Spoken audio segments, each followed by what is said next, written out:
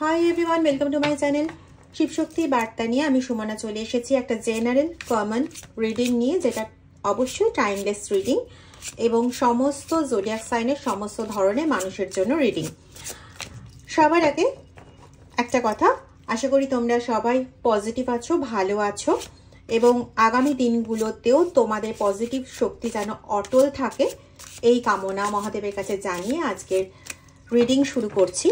আজকের দিনটা যদি তোমাদের জন্য বিশেষ কোনো কারণে গুরুত্বপূর্ণ হয়ে থাকে তাহলে আমার তরফ থেকে রইল অসংখ্য শুভেচ্ছা এবং আজকের দিনটি তোমাদের জীবনে বারংবার ফিরে আসুক এই শুভকামনা রইল তোমাদের জন্য। চলো দেখে নেওয়া যাক আজকে কি এনার্জি আসে। প্রথমে আমরা দেখব এমন কি জিনিস আছে যা তোমাদেরকে হয়তো ব্লক করে রেখেছে বা যার থেকে তোমরা মুক্ত হতে পারছো না। তোমাদের রিলেশনশিপকে কোনোভাবে সাক করা হচ্ছে, শোষণ করা হচ্ছে, ঠিক আছে? যেখান থেকে না তুমি তো দেখতে পাচ্ছ কি তোমার রিলেশনশিপটা নষ্ট হয়ে যাচ্ছে এবং তুমি কন্টিনিউ কি করছো না, তুমি বিলিভ করাই বন্ধ করে দিচ্ছ। এখানে রিলেশনশিপ বলতে শুধুমাত্র হাজব্যান্ড ওয়াইফের রিলেশনশিপের কথা আমি বলছি না। এখানে রিলেশনশিপ বলতে সমস্ত ধরনের আমাদের ফ্যামিলিতে যত রকম রিলেশনশিপ হয় আমি সমস্ত রকম রিলেশনশিপের কথাই বলছি। সেটা মাতা সন্তানের রিলেশনশিপ হোক বা বাবা মায়ের মধ্যে রিলেশনশিপ হোক বা অন্য কোনো রিলেশনশিপ, যে কোনো ধরনের, এমনকি হাজব্যান্ড ওয়াইফের রিলেশনশিপও এর মধ্যে পড়ছে। তুমি সব জায়গার থেকে যে কোনোভাবেই হোক না কেন রিজেক্টেড হচ্ছ। মানে তোমাকে হয় কেউ, তুমি ভালোভাবে হয়তো কোনো কিছু বলতে যাচ্ছ, হয়তো কিছু করতে যাচ্ছ, হয়তো কিছু কনফিডেন্স নিয়ে, প্রচণ্ডভাবে কনফিডেন্স নিয়ে কোনো কিছু বলতে যাচ্ছ বা কিছু করতে যাচ্ছ, কিন্তু তোমার বারবারই না রিজেক্ট হয়ে যাচ্ছ। তো কেন এই রিজেকশনটা হচ্ছে সেটা কোনোভাবেই বুঝতে পারছো না এবং এটা কিন্তু একদিনের ঘটনা নয়। কর্মক্ষেত্রে আমি যেটা পাচ্ছি, তুমি কোনো রকম ভালো কিছু পাচ্ছ না। তো তোমার মনে হচ্ছে যে কোনো কিছু তো একটা আছে, সামথিং, কিছু তো একটা আছে যেটা তোমাকে একটা ফলস জায়গার মধ্যে ফেলছে, তোমাকে কোনোভাবে না কোনোভাবে এমন একটা সিচুয়েশনের মধ্যে স্টাক করে দিচ্ছে যে সিচুয়েশনটা তোমাকে কোনোভাবে ওভারকাম করতে, মানে যে সিচুয়েশনটা ওভারকাম করে তুমি একটা পজিটিভ রেজাল্টের দিকে যেতে পারছো না। এবং অদ্ভুতভাবে না তুমি এমন উল্টোপাল্টা কাজে বিজি হয়ে থাকছো যে কাজে বিজি না হলেও চলে। মানে তোমার ধরো কোনো একটা ইম্পর্টেন্ট টাস্ক আছে, যে ইম্পর্টেন্ট টাস্কটা তুমি কোনোভাবে সলভ করতে পারছো না। সেটা কর্মক্ষেত্রে হতে পারে, সেটা রিলেশনশিপের ক্ষেত্রে হতে পারে, কিন্তু সেটাকে নিয়ে তুমি চিন্তা ভাবনা করার যে অবকাশটা সেটা পর্যন্ত পাচ্ছ না। তুমি কন্টিনিউ না অন্যান্য আরও বিভিন্ন প্রবলেমের মধ্যে এমনভাবে জড়িয়ে যাচ্ছ যে ওই প্রবলেমটাকে নিয়ে তুমি ভাবার আর কোনো রকম সুযোগ পাচ্ছ না। এই জিনিসটা তোমার সঙ্গে ভীষণভাবে ঘটছে। মানে একটার পর একটা সমস্যা, হয় কেউ কিছু বলছে সমস্যার কথা, না হলে তুমি নিজে কিছু সমস্যা ফেস করছো, কিন্তু সেই যা ফেস করছো সেগুলোকে নিয়ে যে ভাবার যে সময়টা যে কেন এরকম হচ্ছে, কারণ তোমাদের মধ্যে অনেকেই এমন সাইকিক পার্সন রয়েছে যারা যদি তোমরা নিজেরা ভাবতে শুরু করো যে অ্যাকচুয়ালি সমস্যাটা কোথায়, তোমরা কিন্তু অনেকটাই একটা ক্লু পেয়ে যাওয়ার মতন তোমাদের একটা সাইকিক এবিলিটি রয়েছে, কিন্তু তোমাদের ওই জায়গাটাতে ঢুকতেই দেওয়া হয় না যে তোমরা কোনোভাবে ক্লু পেতে পারো। ঠিক আছে, তোমাদের কাছে সবসময় না টাইম ডিমান্ড করে যাওয়া হয়। মানে টাইম ডিমান্ড করে যাওয়া হয় মানে হচ্ছে তোমাদের কাছে সবসময় একটা ডিমান্ডিং থাকে যে এখন এটা করো, তারপরে ওটা করো, তারপরে সেটা করো। এইভাবেই তোমার মানে সকাল থেকে রাত অবধি হয়ে যায়। বাট তোমার নিজের ভাবার জন্য বা তোমার নিজস্ব একটা কিছু লিড করার জন্য কিন্তু তোমার সেরকম কোনো রকম সময়ের অবকাশ থাকে না। ঠিক আছে, আর এমন নয় যে এটা তুমি একদিন দুদিন ফেস করছো, এটা আমি আগেও বলতে চাইলাম কথাটা, যে এটা একদিন দুদিন ফেস করছো এরকম নয়। দিনের পর দিন কিন্তু তুমি মাইন্ডের একটা এই যে চাপ, এই চাপটা দিনের পর দিন ফেস করে যাচ্ছ এবং তোমার যে ড্রিম, তোমার একটা যে প্রত্যেকেরই আমাদের থাকে না যে একটা স্বপ্ন থাকে যে আমরা এইভাবে স্বপ্নটাকে সফল করব।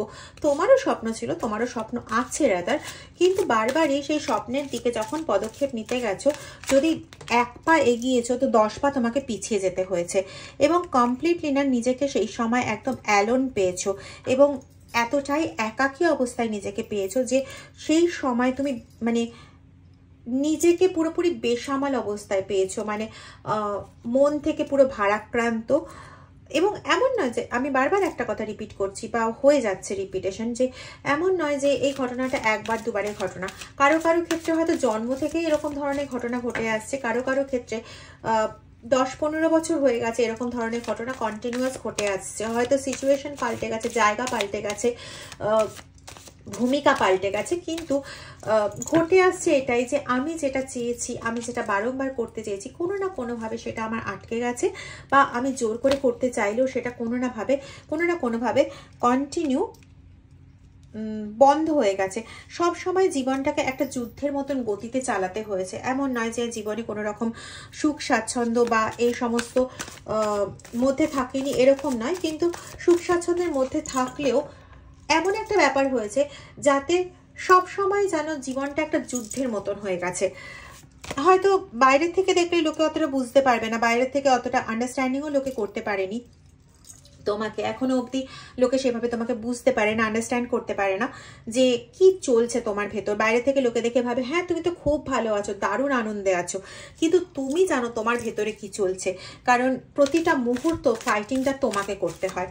ঠিক আছে, তো এটা অবশ্যই থার্ড পার্টি রিলেটেড সমস্যা, কিন্তু এই থার্ড পার্টিকে তোমরা এতদিন পর্যন্ত চিনতে পারোনি। খুব সম্ভবত এ তোমাদের একদম নিয়ার ডিয়ার প্রতিবেশী যাদের বলা হয়, হতে পারে তোমার বাপের বাড়ি বা তোমার শ্বশুর বাড়ির থেকে, যারা অত্যন্ত ম্যাচিওরলি তোমার সঙ্গে কন্টিনিউ গেম খেলে গেছে, কন্টিনিউ। ঠিক আছে, মানে সেখানে তোমাকে বারবার করে তোমার যে পজিটিভনেস, তোমার যে শক্তি, তোমার যে অন্তঃশক্তি, তোমার যে বুদ্ধিমত্তা, তোমার যে সাবলীলতা, সেইগুলোকে বারংবার করে নিয়ে সেগুলোর সঙ্গে খেলে গেছে। কালকে ভিডিওতেই বোধহয় বলছিলাম যে তোমার পজিটিভ শক্তি নিয়ে আরেকজন নেগেটিভ পার্সন পজিটিভ শক্তিকে সাক করতে থাকে। তো এখানে ঘটনাটাও কিন্তু সেরকম। এর আগে বেরিয়েছিল লাভ সাক ওই টেক থেকে। তো এখানে সে ম্যাচিওরলি, প্রচণ্ড ম্যাচিওরলি সে কি করছে না, তোমার সমস্ত ভালো জিনিসগুলোকে বা তোমার পরিবারের সমস্ত ভালো জিনিসগুলোকে সে আয়ত্ত করার চেষ্টা করছে। হয়তো তোমার সন্তান যতটা পড়াশোনায় ভালো, হঠাৎ করে দেখছো সেই পড়াশোনায় খারাপ হয়ে যাচ্ছে, কিন্তু পাশের বাড়ির কারোর সন্তান আগে পড়াশোনায় খারাপ ছিল কিন্তু এখন সে ভালো হতে শুরু করেছে। হঠাৎ করেই খবর পাচ্ছ যে হ্যাঁ সে প্রচণ্ড সাকসেস পাচ্ছে, হঠাৎ করেই খবর পাচ্ছ যে সে খুব ভালো কোনো কিছু জায়গায় সার্ভিসে জয়েন করে গেছে বা এরকম ধরনের কিছু। ঠিক আছে, মানে একটা অর্ডিনারি ব্যাপার স্যাপার তার মধ্যে ছিল, কিন্তু সেখান থেকে সে একটা বিশাল বড় কিছু অ্যাচিভ করে গেছে, মানে তার এখন একটা বিশাল একটা পদোন্নতি ঘটেছে, বিশাল একটা কিছু হয়েছে। ঠিক আছে, অ্যাকচুয়ালি দেখতে গেলে পরে তারা কিন্তু তোমার কখনোই ভালোটা চায়নি। ঠিক আছে, তারা বিভিন্ন রকম বসে বসে সবসময় শুধু একটাই চিন্তা করে গেছে যে কিভাবে ওই মানুষটার ক্ষতি করা যায়, কিভাবে ওকে হেকেল্ট করা যায়। অবশ্যই এটা একটা থার্ড পার্টি আউটসাইডার। তো থার্ড পার্টি আউটসাইডার এই জন্যই বলছি, এ তোমার অ্যাকচুয়ালি প্রতিবেশী। ঠিক আছে, তোমার পরিবারের লোক কে দিয়ে করাতে পারে, তোমার পরিবারের লোক এখানে মিডিয়াম হিসেবে ইউজ হয়ে থাকতে পারে, কিন্তু এই ডিরেক্টলি তোমার পরিবারের লোক কিন্তু নয়। ঠিক আছে, ডিরেক্ট তোমার পরিবারের লোক না, 100% এটা। এবং এখানে আমি খুব ফিমেল এনার্জির একটা ইয়ে পাচ্ছি, এবং এখানে গ্রুপে ওরা মানে তোমার যে থার্ড পার্টি সে কিন্তু একা নয়, তারা বেশ কয়েকজন একসঙ্গে গ্রুপে আছে, তার মধ্যে হয়তো কোনো মেল পার্সনও আছে, মিনিমাম 2 জন ফিমেল পার্সন আছে এবং 1 জন মেল পার্সন আছে, এই এনার্জি আমি এখান থেকে পাচ্ছি। এবং তারা তোমাদের যতবার ক্ষতি হয়েছে সেই ক্ষতি দেখে তারা আনন্দ পেয়েছে, এবং যখন যখন তোমার ক্ষতির চিন্তা করেছে তখনই সেটা ওরা খুব সাকসেসফুলি করতে পেরেছে। ওরা গেছে বিভিন্ন রকম তান্ত্রিক, বিভিন্ন রকম মৌলবী, বিভিন্ন জনের কাছে ওরা গেছে, এমন নয় যে ওরা কারো কাছে যায়নি। ঠিক আছে, ওরা অনেকের কাছে গেছে, অনেকের কাছে গিয়ে ওরা বিভিন্ন রকম স্পেল অ্যাক্টিভিটি পর্যন্ত করিয়েছে, ঠিক আছে, যাতে তোমার ক্ষতি হয় এবং ওদের লাভ হয়। ওরা কিন্তু কখনো এরকম করেনি যে শুধুমাত্র তোমার ক্ষতি হোক, ভালো মতন করে বোঝো। ওরা কিন্তু কখনো এটা করেনি যে শুধু তোমার ক্ষতি হোক, তোমার ক্ষতি এবং যে রেসপেক্টে তোমার ক্ষতি, সেই রেসপেক্টেই ওরা ওদের ভালোটা চেয়েছে। দেখো কার্ড কিন্তু নিজে কথা বলছে, আমি কথা বলছি না। আবারও সেম এনার্জি যেটা এখানে বেরিয়েছিল, দেখো 3 এর এনার্জি।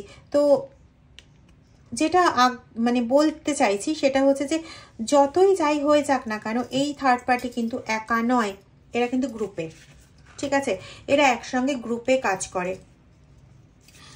এবং আমি যেটা পাচ্ছি সেটা হচ্ছে যে এরা কখনোই কিন্তু তোমার ভালো চায়নি, চায় না, এবং ভবিষ্যতেও কখনো চাইবে বলে মনে হয় না, ঠিক আছে। তো কিন্তু সমস্যাটা হয়ে গেছে, তোমার মন যতটা অস্থির ছিল, এখন ওরা একটা সমস্যায় পড়েছে। সমস্যাটা একটাতে পড়েছে যে তোমার মন আগে যতটা অস্থির ছিল, তুমি এখন না তার থেকে অনেকটা শান্ত হয়ে গেছো। মানে এত ধাক্কা খেয়েছো, এত ধাক্কা খেয়েছো, এবং এতগুলো বছর ধরে বলা যেতে পারে জীবনের প্রথম লগ্ন থেকে শুরু করে এত ধাক্কা খেয়েছো যে তুমি এখন মোটামুটি না সয়ে গেছো এবং তার সঙ্গে যুদ্ধ করে বাঁচতে শিখে গেছো। আর এটাই হয়ে গেছে ওদের সমস্যা। আগে কি হতো, আগে কোনো একটা সমস্যা যখন পড়তে, ইয়েস ডেফিনেটলি, আগে যখন তোমরা কোনো রকম সমস্যায় পড়তে, তখন কি করতে না, তখন সেই সমস্যায় পড়ে প্রচণ্ড কষ্ট পেতে, টাইম ওয়েস্ট করতে, প্রচণ্ডভাবে হেকেল্ড হতে, এবং তখন চুপচাপ বসে যেতে, ঠিক আছে। আর নতুন করে এগোনোর এরকম ধরনের কোনো ইন্টেনশন তোমাদের মধ্যে থাকতো না। কিন্তু বর্তমানে কি হয়েছে না, বর্তমানে তোমরা ভাবো যাই হোক হোক, সেই তো ঘুরে দাঁড়ানোর চেষ্টা করতে হবে, এবং সেই স্ট্রেংথ নিয়ে তোমরা দাঁড়াও। আর সেই স্ট্রেংথ নিয়ে দাঁড়াতে গিয়ে হয়ে গেছে ওদের সমস্যা।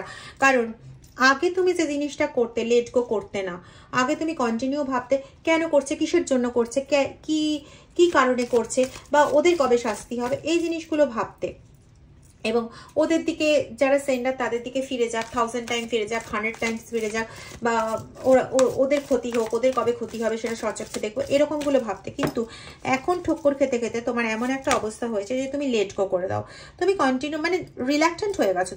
তুমি কন্টিনিউ এটা ভাবো যে যা করেছিস করেছিস, আমি তো এগুলোর সঙ্গে যুদ্ধ করে পারবো না, তো যা করেছিস তোরা করেছিস, এবার তোদের মতন তোরা থাক ভাই, আমাকে আমার মতন আবার আরেকটা স্টেপ ফেলে এগোতে হবে। প্রথম স্টেপটা তো নষ্ট হয়ে গেছে, তাহলে পরবর্তী স্টেপটা ফেলে এগোনোর চেষ্টা করতে হবে, ঠিক আছে। তো এটাই হয়ে গেছে না ওদের ক্ষেত্রে সবচেয়ে বড় সমস্যার বিষয়।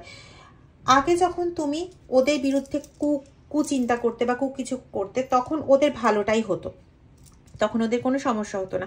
কিন্তু এখন যখন তুমি পুরো ব্যাপারটাকেই লেট গো করে দিচ্ছ, তখন ব্যাপারটা চলে গেছে ঈশ্বরের হাতে, এবং ঈশ্বর তো ছেড়ে দেওয়ার পাত্র নয়। কথাতেই তো আছে, রাখে কৃষ্ণ মারে কে, মারে কৃষ্ণ তো বাঁচায় কে। তো এখন তো ঈশ্বর ব্যাপারটা হাতে দেখছেন, এবং যখন ঈশ্বর ব্যাপারটা হাতে দেখছেন, তখন হয়ে গেছে ওদের সমস্যা। ওরা এখন ভাবতে বসেছে যে আমি নিজেকে কি করে প্রোটেক্ট করব। কিং অফ সোর্সের এনার্জি এসছে, তো ও এখন ভাবছে যে আমি কি করে নিজেকে প্রোটেক্ট করব, কি করে আমার সমস্ত কিছুকে ঠিকঠাক রাখবো, কি করে আমি সমস্ত দিককে ব্যালেন্স করব। কিন্তু অ্যাকচুয়ালি কর্মা কথা বলে, তো ওরা অ্যাকচুয়ালি কর্মা পাচ্ছে, ঠিক আছে। তো যা করেছে সেই ফলটাই ফেরত পাচ্ছে, যাকে যেরকম দিয়েছে সেরকম জিনিস পাচ্ছে, ইয়েস। এবং এখন ওদের রিলেশনশিপের ওপর কোথাও আঘাত হচ্ছে, কোথাও আমি পাচ্ছি যে ওদের ইয়েস ওদের চাইল্ডের ওপর আঘাত হচ্ছে। তো ওদের চাইল্ডের ওপর আঘাত হচ্ছে বলে ওরা যা কাজ করেছে এতদিন, ওরা এখন নিজেরা তাদের কাছে দৌড়চ্ছে নিজেদের প্রোটেকশন নেওয়ার জন্য, ঠিক আছে। ওরা কি চাইতো বলো তো, ওরা চাইতো বিভিন্ন রকম কাজ কারবার করে তোমাদের ঘরের মধ্যে প্রচণ্ড অশান্তি লাগিয়ে দেওয়ার, এবং অশান্তি লাগিয়ে ওরা আনন্দ করে মজা দেখতো। তোমরা নিজেরাই বুঝতে পারবে যে মানে বলবেও যে হ্যাঁ আমাদের ঘরে হঠাৎ করে কোনো কারণ নেই, কোনো কারণ ছাড়া আমাদের ঘরে অশান্তি লেগে যেত। এবং ইভেন এখনো পর্যন্ত তোমাদের এরকম হচ্ছে। আমি এনার্জি পাচ্ছি 17 বছর, আমি এনার্জি পাচ্ছি 13 বছর, আমি এনার্জি পাচ্ছি, বাড়াবাড়ি হয়ে যাচ্ছে যদিও, আমি এনার্জি পাচ্ছি 44 বছরের, যে এত দিন ধরে এরকমভাবে কন্টিনিউ হঠাৎ কোনো কিছুই নেই, কোনো কিছুর মধ্যে কোনো কিছু না, হঠাৎ করে ঝামেলা শুরু হয়ে গেল, ঠিক আছে, যেখানে কোনো কারণই নেই। কিন্তু বলে না সময়চক্র তো পরিবর্তন ঘটে, এবং সময়চক্র পরিবর্তনের সঙ্গে সঙ্গে তোমার মতন নিরীহ শান্তশিষ্ট মানুষের জীবনেও পরিবর্তন আসে। এত বাধাবিঘ্ন এত কিছু তো অতিক্রম করেছে এবং সেখানে অসম্ভব সাহসিকতার পরিচয় নিজেরা দেখিয়েছো। তো সেখানে দাঁড়িয়ে থেকে তোমাদের মধ্যে ওই ঝগড়া ঝামেলা ঝঞ্ঝাট এখন নিজেরাই নিজেদের বুদ্ধিতে অনেকটাই কমিয়ে ফেলেছো। আর যেহেতু তোমরা লেট গো করা শুরু করে দিয়েছো, তাই জন্য ব্যাপারটা হয়েছে তোমার থার্ড পার্টি যে কাজগুলো তোমার উপর করার চেষ্টা করছিল সেটা এখন ব্যাকফায়ার তাদের দিকেই হচ্ছে। Yes, S of wands. তো ব্যাকফায়ারটা তাদের দিকেই হচ্ছে, ডান্ডাটা তাদের মাথার উপরেই পড়ছে এবং সেটা ঈশ্বর প্রদত্ত ডান্ডা। ঠিক আছে, ওরা যে কাজটা করছিল তোমার জাগতিক সমস্ত কিছু নিয়ে নেওয়ার চেষ্টা করছিল, এটা কিন্তু করছিল ওরা তান্ত্রিকদের দ্বারা এবং সেটা ওই কোনো রকম দূতের মাধ্যমে করছিল। তোমার মনে একটা অস্থিরতা জাগিয়ে রাখছিল, উচাটনের কাজ করাচ্ছিল তোমাদের পরিবারের মধ্যে। কিন্তু বাইরে গিয়ে আবার তোমাদের নামেই নিন্দা করছিল। ওরা তো ওরকমই, ওরা পরিবারের মধ্যে সবসময় ঝগড়া করতে থাকে, এরকম ধরনের একটা কিছু। কিন্তু এখন ওদের মাথায় এই ডান্ডার বাড়িটা পড়ছে। ঠিক আছে, আর তার জন্য ওরা বিভিন্ন রকম প্রোটেকশন নিতে দৌড়চ্ছে। কিন্তু ইনটিউশন যেটা বলছে সেটা হচ্ছে যে এই প্রোটেকশন নিয়ে না ওদের খুব একটা লাভ হচ্ছে না, বরং বিজয় তোমার হচ্ছে। তোমার সম্পর্কের ক্ষেত্রে অনেক বেশি স্থৈর্য আসছে, তোমার সম্পর্কের ক্ষেত্রে অনেক বেশি স্থায়িত্ব আসছে এবং you will be the leader. কারণ এতদিনের পরিশ্রম, এতদিনের ক্লান্তি, এতদিনের যন্ত্রণার পরে তুমি আজকে সেই জায়গাটা পেয়েছো যে জায়গায় তুমি একটা লাক্সারিয়াস লাইফ লিড করতে পারবে। তুমি, হ্যাঁ অবশ্যই তোমাকে শেষ দিন পর্যন্ত হয়তো কাজ করেই যেতে হবে, কিন্তু তোমার পেছনে খিটখিট করার জন্য ওদের অস্তিত্বটা আর থাকবে না। মানে খিটখিট করার জন্য মানে ওই ভয়ার্থ একটা পরিবেশ সৃষ্টি করার জন্য ওদের অস্তিত্বটা কিন্তু পাচ্ছি না। ঠিক আছে,